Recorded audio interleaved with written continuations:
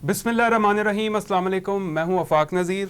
पाकिस्तान तहरीक इंसाफ ने वफाकी दारुल हुकूमत में जलसा करने के लिए इस्लामाबाद हाई कोर्ट से रजू कर लिया है।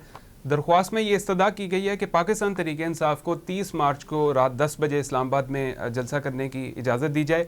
जलसे के मुकाम के हवाले से डी चौक, परेड ग्राउंड और F9 पार्क में इजाज़त मांगी गई है जलसा करने की। दरख्वास्त में साथ ही साथ ये भी इस्तदा की गई है अदालत से कि इंतज़ामिया को कारकुनान के ख़िलाफ़ क्रैकडाउन से रोका जाए, तशद्दुद से रोका जाए और सड़कें वगैरह ना बंद की जाएँ ताकि ईज़िली कारकुनान जो है वो जलसागाह तक पहुँच पाएँ। और इस हवाले से इस्लामाबाद हाई कोर्ट से अहकामात जारी करने की दरख्वास्त में इस्तदा की गई है।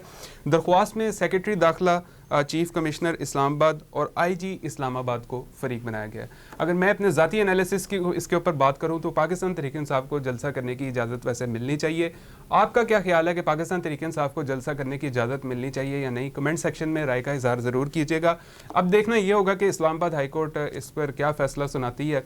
कानूनी तौर पर तो इन्हें इजाज़त मिलनी चाहिए और किसी किस्म का कारकुनान के खिलाफ क्रैकडाउन नहीं होना चाहिए, किसी किस्म की उनके खिलाफ पुरतशद्दुद कार्रवाइयाँ नहीं होना चाहिए।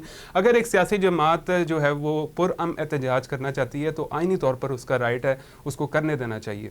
बहरहाल इस पर इस्लामाबाद हाई कोर्ट क्या फ़ैसला करती है ये तो आने वाला वक्त ही बताएगा। तो इसी के साथ ये थी हमारी आज की वीडियो। नेक्स्ट में फिर मुलाकात होगी। अल्लाह हाफ़िज़।